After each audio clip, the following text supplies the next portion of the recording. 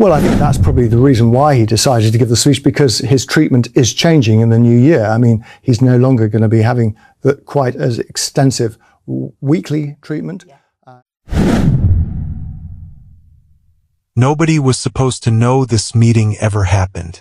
That is the first thing that matters. Not the meeting itself. Not what was said inside it. Not the faces of the men and women who walked through those doors. What matters, above everything else, is that someone went to extraordinary lengths to make sure this gathering left no trace. No official record. No scheduled entry. No public acknowledgement of any kind. And yet, it happened. Behind the walls of Clarence House, in the kind of silence that only exists when powerful people are afraid, a meeting took place that would quietly begin reshaping the future of the British monarchy. Security protocols were tightened without explanation. Internal communications were stripped back to face-to-face exchanges only, an almost unheard-of measure inside the modern royal household. Certain members of staff received quiet instructions to leave the premises entirely. Not to step away from a single corridor. Not to wait in an adjoining room. To leave. Even senior aides, figures who had spent years earning the trust required to stand near the inner workings of the crown, were turned away at the last minute without reason. Think about what that means. These were not casual staff. These were individuals whose entire professional lives revolved around discretion, loyalty, and institutional access. And they were removed, quietly, efficiently, without explanation. Because whoever was inside that room did not want witnesses. They did not want records. And they absolutely did not want the conversation that followed to reach the wrong ears. But it did. Because when Prince William emerged from Clarence House that afternoon, those who saw him said something was different. Not simply serious. Not simply tense in the way that royal engagements sometimes produce. I am deeply aware of this great inheritance and of the duties and heavy responsibilities of different in a way that stopped people mid-sentence. Different in the way a man looks when something he trusted has just been placed in front of him in a form he no longer recognizes.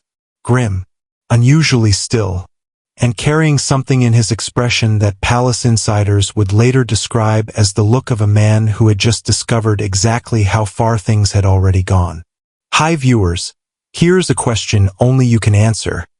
Do you believe Queen Camilla has too much influence over King Charles? Drop a yes or a no in the comments right now.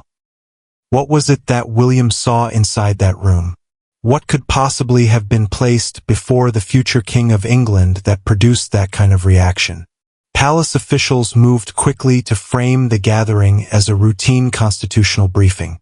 The kind, they insisted, that takes place quietly every few months behind royal walls. Ordinary. Procedural. Nothing worth discussing. But the details surrounding that afternoon told a completely different story. Because constitutional advisors were not seen entering through the main access points that afternoon. They were brought in through private routes. Specific, restricted routes normally reserved for one category of discussion inside the British monarchy. Succession planning. Emergency regency arrangements. The kind of conversations that only happen when the institution believes the ground beneath it may be about to shift. That single detail traveled through royal circles like a current. Veteran palace observers, figures who had spent decades learning to read the invisible signals the monarchy sends when something is genuinely wrong, immediately understood what those access routes meant. This was not routine. This was not procedural. Whatever had been discussed inside Clarence House that afternoon carried enough constitutional weight to require the kind of secrecy the palace reserves for its most dangerous moments. And at the center of it all sat a proposal. Quiet. Carefully worded. Buried inside the kind of institutional language designed to make radical ideas sound like administrative adjustments. A proposal that, according to sources close to royal administrative circles, went directly to the heart of something the British monarchy has protected for centuries. The line of succession itself. Nobody said that word out loud, not in any official statement, not in any palace briefing, not in anything the institution allowed to reach public view. But insiders familiar with the discussions claimed that what circulated inside Clarence House that afternoon was not a minor procedural update. It was not a temporary arrangement. It was a blueprint, a carefully constructed framework designed to quietly expand Queen Camilla's ceremonial and constitutional authority during any future regency arrangement, and do it in a way that the public would never fully see coming. William reportedly read it, and then the room went very, very cold. Because what troubled him was not simply the proposal itself. It was the realization of how long the groundwork for it had apparently been laid. How many quiet conversations had already taken place? How many small shifts had already been made inside palace operations before anyone thought to tell the man who would one day inherit the crown? He had not been consulted. He had been summoned. There is a difference, and William understood it immediately. By the time he left Clarence House that evening, witnesses described him moving through the building with a focus that unnerved even those who had known him for years. Documents believed to contain constitutional briefing materials were reportedly carried under his arm. His jaw was set. His pace was... It's one of the first what a surprise. Lucky lady. Yeah. And actually the event I was at last week, which was that beautiful event of the... deliberate. And the look on his face, according to those who saw him, was not one of confusion or surprise. It was the look of a man who had already made a decision. Within hours, insiders claimed emergency conversations were already being arranged. Not through official palace channels. Not through the standard briefing processes that govern royal communication. Through personal, direct, trusted contact. Princess and Prince Edward. A small circle of constitutional advisors whose loyalty to the institution ran deeper than their loyalty to any individual inside it. Whatever had been discussed inside that closed room was no longer staying there. And somewhere inside the palace that night, the people who had designed that proposal were about to discover something they had not anticipated. Prince William was not going to stay quiet. To understand why that meeting at Clarence House shattered something irreplaceable inside the monarchy, you first have to understand what the institution looked like in the months before it happened. Because the warning signs were there. They had been there for a long time. Hidden behind carefully managed public appearances, behind polished statements and choreographed royal engagements, behind the kind of institutional composure the House of Windsor had spent centuries perfecting. But for those inside the palace walls, the signals were impossible to ignore.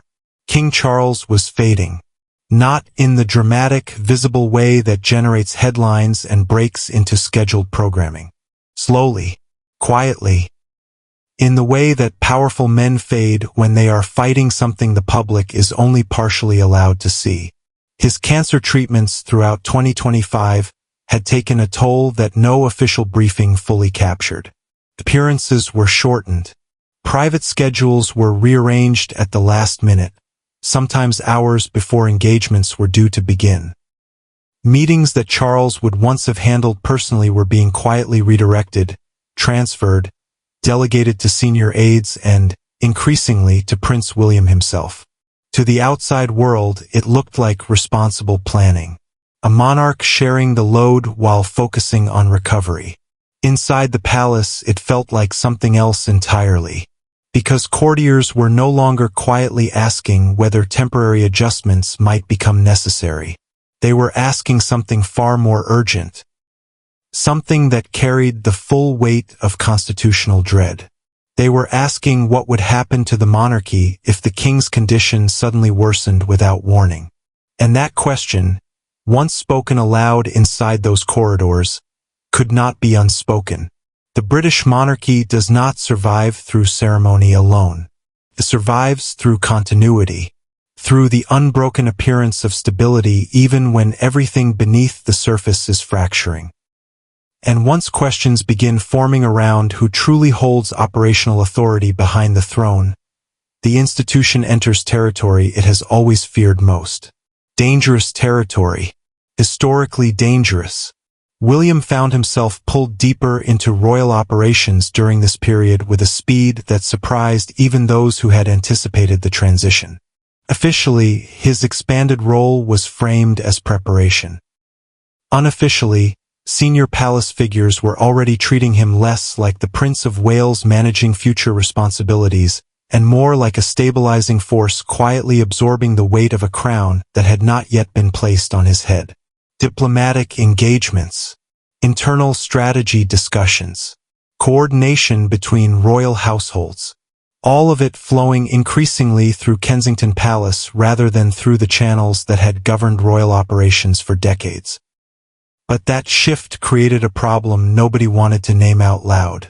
Because while one faction inside the palace believed William needed expanded authority immediately, another feared the optics.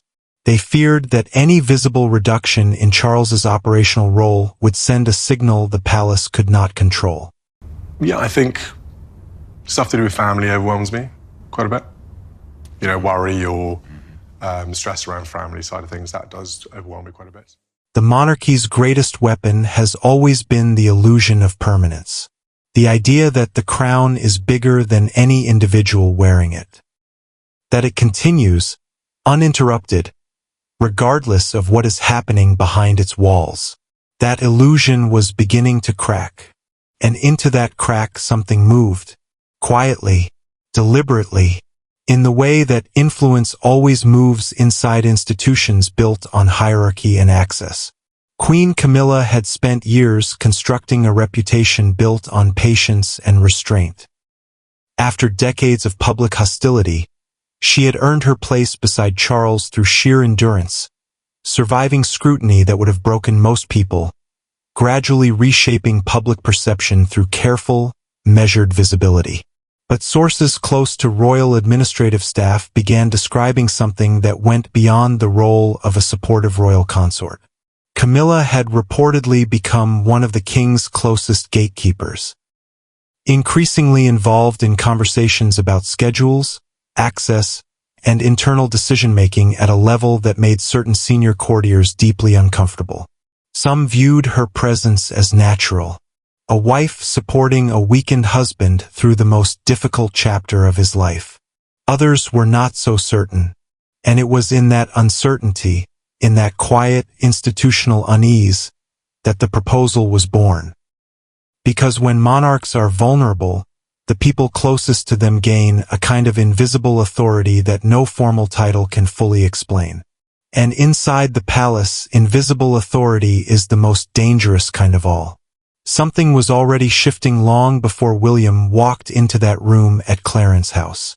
And by the time he discovered how far it had shifted, the machinery behind it had already been running for months. That was the part that changed everything. The proposal did not arrive with a dramatic announcement. It did not come with a press release or a formal constitutional declaration. It surfaced the way the most consequential things inside the British monarchy always surface. In fragments. In carefully worded phrases exchanged between trusted figures in secured corridors. In half-finished sentences that carried enormous weight precisely because they were never completed in front of the wrong people. But the picture those fragments formed, once assembled, was anything but subtle. According to sources familiar with the discussions circulating inside senior royal circles, the core of the proposal centered on Queen Camilla's role during any future regency arrangement. Specifically, it explored mechanisms that would quietly expand her ceremonial and constitutional presence during any period in which Charles became temporarily unable to fulfill his duties as sovereign. On the surface, it could be framed as practical, sensible even, a continuity measure designed to ensure the institution remained operationally coherent during an uncertain chapter. The kind of arrangement a loyal legal advisor might propose with nothing but good intentions and a genuine concern for stability. William did not see it that way, not even close, because what troubled him was not the language of the proposal. It was what the language was designed to conceal. The British Constitution does not operate on good intentions. It operates on precedent, on clarity, on the unambiguous separation between those who hold formal authority and those who simply stand close to it. And what William reportedly saw inside that document blurred that separation in ways he found deeply alarming. The phrase that kept circulating among insiders was this: shadow monarchy. Not a term anyone inside the palace used openly, but a concept that veteran royal observers understood immediately when they heard the whispers. The idea that an unelected figure, operating without the constitutional mandate of succession, could begin shaping royal authority from a position the public never fully saw. Not a regent, not a counselor of state, something less defined, and therefore something far more dangerous. Because ambiguity inside the British monarchy is not neutral. Ambiguity is a weapon. And the deeper William examined what had allegedly been circulating inside palace advisor circles, the more convinced he became that the proposal was not simply about ceremonial support for an ailing king. It was about positioning, about establishing a presence so close to the machinery of royal authority that the line separating influence from power would eventually become impossible to draw. But that was only the surface layer of his alarm. Because sources close to Kensington Palace claimed William then discovered something that transformed his concern into something far colder and more urgent. The proposal, according to insiders, did not exist in isolation. It sat inside a broader pattern of quiet repositioning that had apparently been taking place inside palace operations for longer than anyone had acknowledged. Several of Camilla's longtime aides had allegedly moved into increasingly strategic positions around key areas of palace coordination. Access routes that once flowed almost exclusively through traditional royal channels were shifting. Scheduling authority, advisory proximity, administrative influence. Each change individually appeared minor, unremarkable, the kind of internal reshuffling that happens in any large institutional household. Together, they formed something else entirely. A network, quiet, patient, deeply embedded in the operational infrastructure of the monarchy. And according to those closest to William's camp, the future king became convinced that this network had not emerged accidentally, that it had been built, carefully, over time, with a specific purpose in mind. And that purpose, insiders alleged, reached far beyond King Charles's current reign. Because buried within the legal language of the proposal, according to sources with knowledge of the constitutional discussions, were implications that extended directly into the succession itself, into the framework that would govern the monarchy during the years between Charles and the eventual reign of Prince George, into the precise constitutional mechanisms that would determine who held real authority during that transition. That was the moment, according to palace insiders, when William stopped treating this as a family disagreement. That was the moment he started treating it as a threat. Not a personal threat, not a political rivalry, a constitutional threat to the long-term legitimacy of the crown itself, to George's future, to the unbroken chain of authority the monarchy had maintained for centuries, to the one thing that no public relations campaign, no choreographed engagement, no carefully worded palace statement could ever fully reconstruct once it was broken: public trust.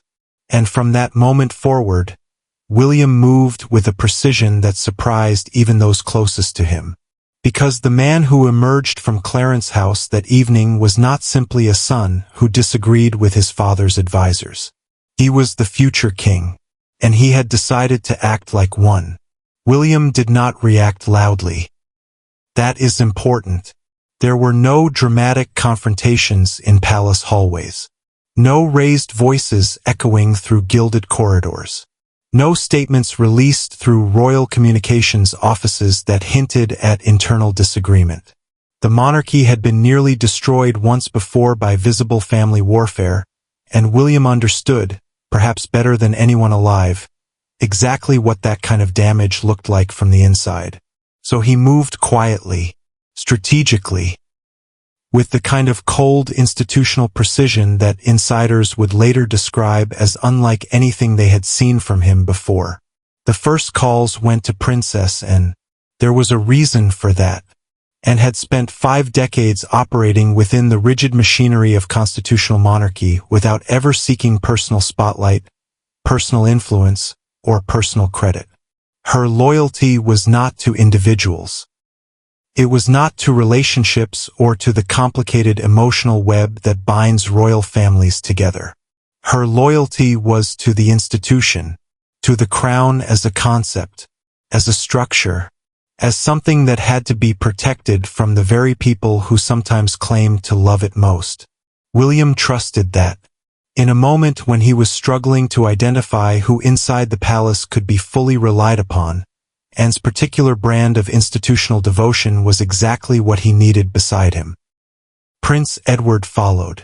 Measured, discreet, and deeply familiar with the constitutional traditions that govern succession and royal authority, Edward had spent years cultivating a kind of quiet credibility inside the monarchy that made him invaluable in precisely these moments. He was not a figure who sought power. He was a figure who understood it. And understanding power inside the House of Windsor is sometimes the most dangerous quality a person can possess.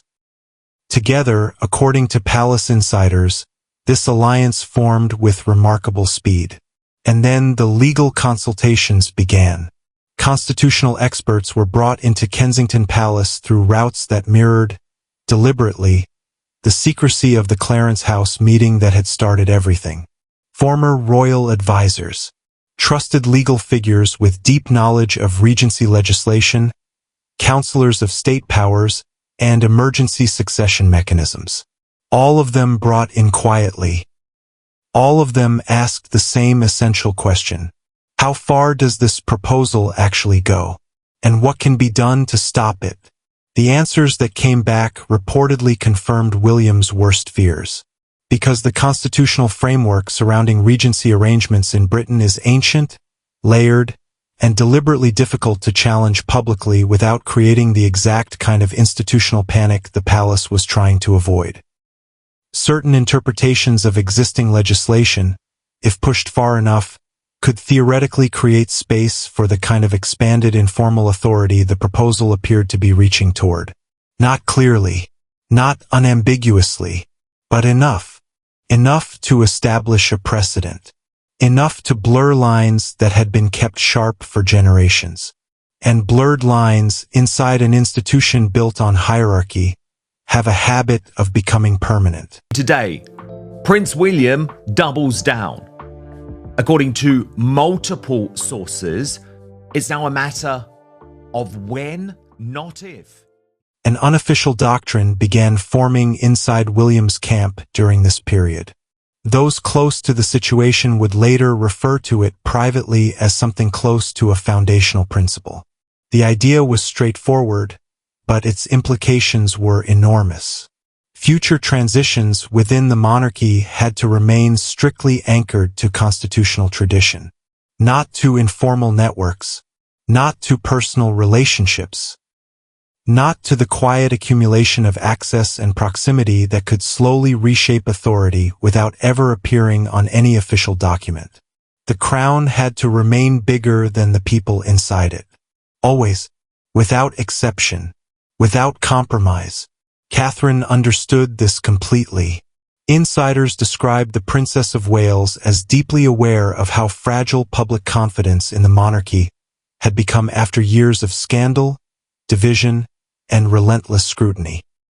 She had watched the institution absorb damage that would have collapsed most organizations, and she shared, fully and without reservation, her husband's belief that the monarchy could not survive another era in which personal relationships appeared to be operating above constitutional clarity.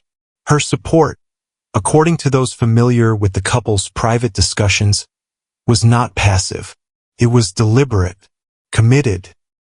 And it reinforced something inside William that the people behind the proposal had fundamentally underestimated. He was not going to back down. Palace factions had now hardened into something unmistakable. Two competing visions of the monarchy's future, pulling in opposite directions with increasing force. One side believed flexibility and expanded support structures around Charles were necessary, even admirable, during an unprecedented period of royal vulnerability. The other believed that any deviation from strict constitutional hierarchy, however well-intentioned, risked opening doors that could never be fully closed again. The tension between those two visions was no longer quiet. It was structural, embedded into the daily operations of the palace in ways that senior staff could feel even when nobody was speaking directly about it. And somewhere at the center of that tension sat the man who had started it all. Not William, not Camilla, not the constitutional lawyers or the competing factions of palace advisors. King Charles, exhausted, physically diminished, emotionally carrying a weight that no one inside or outside the palace fully understood. Trapped between a wife who had stood beside him through everything and a son who was fighting, with every tool available to him, to protect the institution they were both supposed to serve. The collision that had been building for months was almost here. And when it finally arrived, it would happen at Sandringham. The estate was chosen deliberately. It always is in moments like this. Sandringham has served the British monarchy for generations not simply as a residence, but as something closer to neutral ground. A place where the cameras cannot reach and the institutional formality of Buckingham Palace gives way to something rawer, more direct, and far more honest. When the House of Windsor needs to say things that cannot be said anywhere else, it goes to Sandringham. And what needed to be said during this gathering could not have been spoken anywhere else on earth. Senior household staff who were present in the surrounding areas of the estate that day would later describe an atmosphere unlike anything they had witnessed since the final and most turbulent years of Queen Elizabeth's reign. Something in the air itself felt different, heavier. The kind of stillness that settles over a place when the people inside it know that whatever is decided in the next few hours will not be undone. William arrived with the measured composure of someone who had been preparing for this moment for weeks. He was not angry. Anger would have been easier to dismiss. What he brought into that room was something far more difficult to argue against. Clarity. Constitutional clarity. The specific, documented, legally examined clarity of a man who had spent weeks consulting experts, reviewing precedents, and building a case that he believed was unassailable. And then he placed that case directly in front of his father. According to sources familiar with the exchange, William did not soften his position. He did not arrive at Sandringham to negotiate. He arrived to draw a line. To make absolutely certain that Charles understood, in terms that left no room for interpretation, exactly what was at stake if the proposal moved forward in any form. The risks were not abstract. William allegedly made that clear from the beginning. This was not a theoretical constitutional concern discussed in the language of legal advisors and regency legislation. This was about perception. About the story the public would tell themselves if they ever discovered that influence over succession arrangements had flowed through an informal network operating beside the official chain of royal authority. The monarchy had survived scandal. It had survived division, public hostility, and the kind of family fractures that became global news. But it had survived all of those things because, beneath every crisis, the public retained one essential belief: that the institution itself remained neutral, that the crown operated above personal relationships, that the rules governing who held power were fixed, ancient, and untouchable. If that belief collapsed, nothing else could hold the institution together. Princess Anne's presence in the room amplified everything. Because Anne did not speak the way people speak when they are trying to preserve relationships. She spoke the way she always had, with the blunt, unsparing directness of someone whose only loyalty in that moment was to the crown's survival. She supported William's position completely, and according to insiders, her presence made something unmistakably clear. This was not simply a son challenging his father. This was a generational reckoning.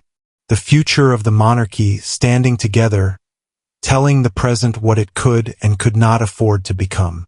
Charles listened. And for those watching, that may have been the most painful part of all.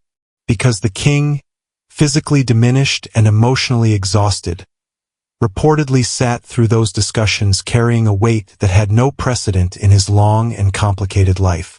On one side of the conversation sat his heir, armed with constitutional authority and institutional precedent and the absolute conviction that he was right.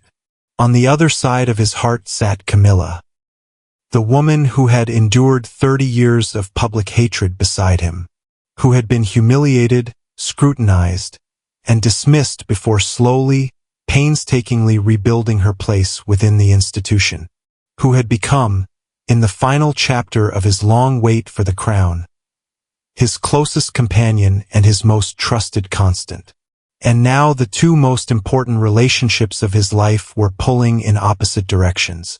Camilla's allies moved quickly behind the scenes.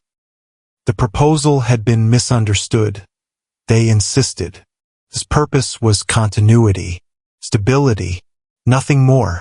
The language had been poorly chosen, the implications overstated.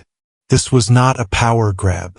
This was practical support for an ailing monarch navigating an unprecedented situation.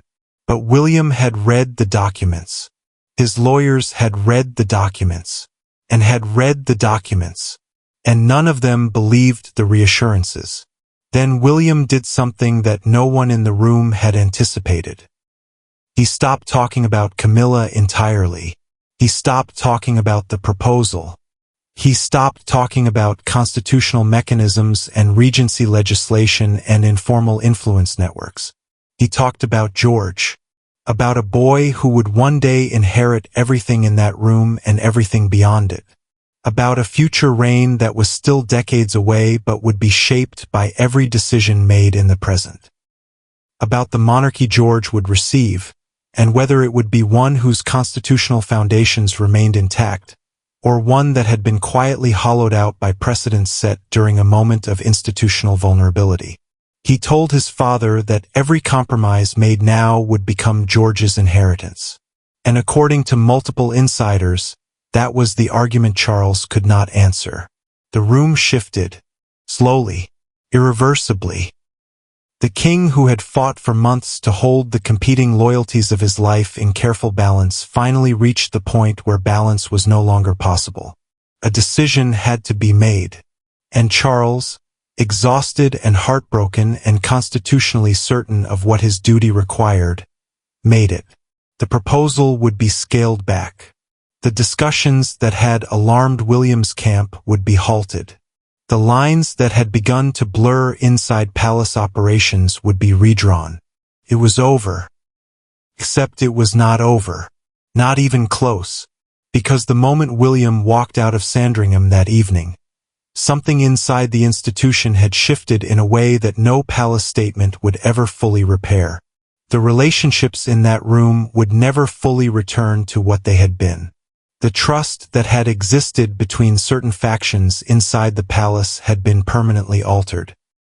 And the monarchy that emerged from those discussions was subtly, unmistakably different from the one that had entered them. What followed was not a resolution. What followed was a different kind of war entirely. The silence after Sandringham was not peace. Anyone inside the palace who mistook it for peace had not been paying attention. What descended over royal operations in the weeks that followed was something far more precise than conflict and far more dangerous than open disagreement. It was realignment, quiet, surgical, and conducted with the kind of institutional efficiency that leaves no visible marks and creates no headlines. Advisors believed to have supported the original proposal found themselves gradually frozen out of sensitive discussions. Not dismissed. Not confronted directly, simply no longer in the room when the rooms that mattered most were occupied. Access routes changed. Meeting locations shifted without explanation. Briefing channels that had once run through certain senior aides were quietly rerouted through figures whose loyalty to William's vision of the monarchy was beyond question. Nobody announced any of this. Nobody had to. Inside the British monarchy, power does not always announce itself. Sometimes it simply rearranges the furniture while everyone is looking somewhere else.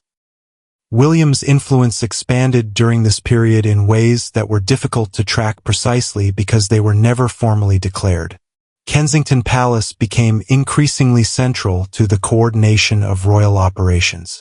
Trusted figures within his circle gained greater proximity to long-term planning discussions.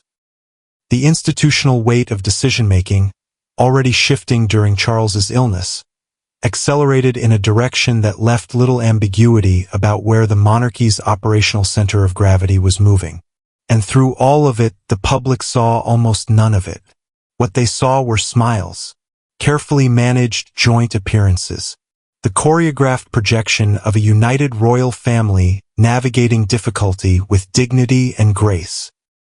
Every shared engagement between Charles, Camilla, and William was selected with extraordinary precision.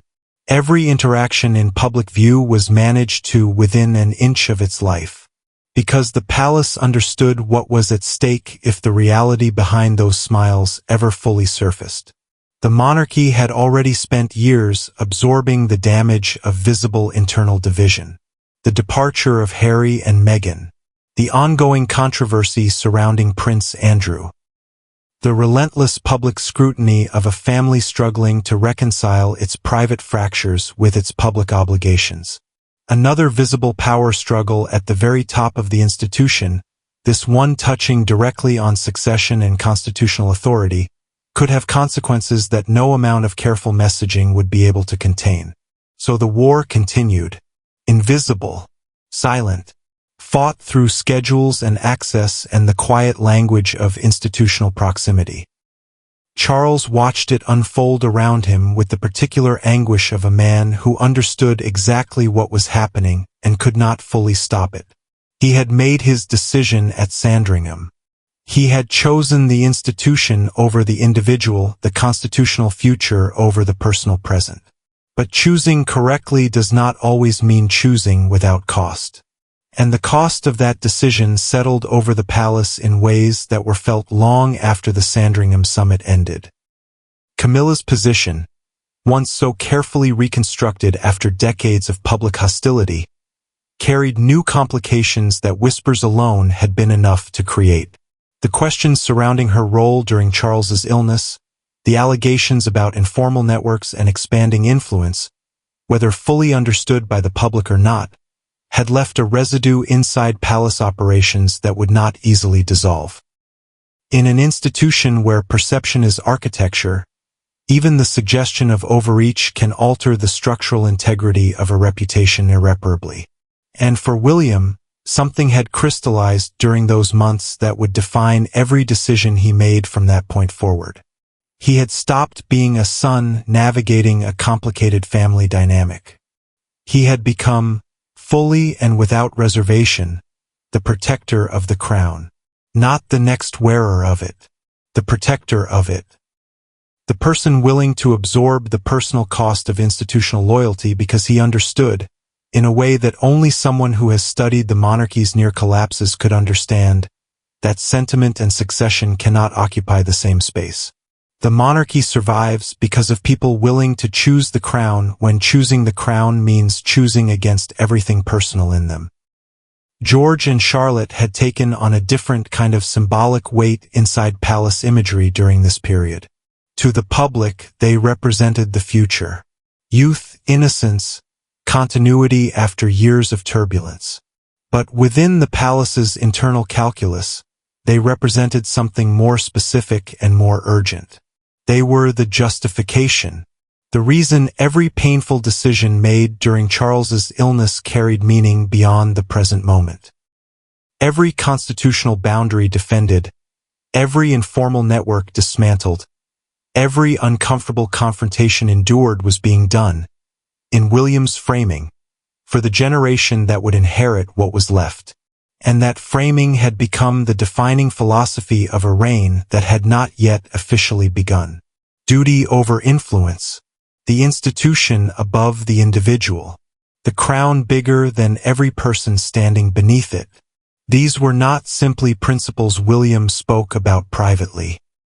According to those who observed him during this period, they had become the operational logic behind every decision he made. The doctrine of a king preparing for a crown by protecting the one already in place. Because the most chilling truth that emerged from everything that happened inside those palace walls, from the secret meeting at Clarence House to the confrontation at Sandringham to the silent war that followed, was not about any single proposal or any single person. It was about timing. The next reign had not waited for the crown to change hands. It had already begun, quietly, inevitably, in the way that all truly significant transitions begin, not with announcements or ceremonies, but with a single moment when the person who will carry the future decides they are no longer willing to wait for permission to protect it. William had made that decision. And inside the House of Windsor, once a decision like that is made, it does not get unmade. The crown moves forward. It always does, regardless of who is ready, regardless of who is watching, regardless of what remains unresolved in the rooms where its most consequential decisions were made in silence. But what insiders are now beginning to suggest is that the Sandringham confrontation and everything it set in motion may have only been the beginning. Because sources close to royal circles are now pointing to a new development, something that allegedly surfaced inside palace operations in the months following that summit, something that directly involves the future of Charles's reign in a way nobody has yet spoken about openly.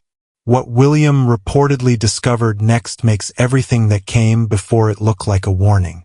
That story is coming. And if what insiders are claiming is accurate, it will change the way you understand everything happening inside the British monarchy right now.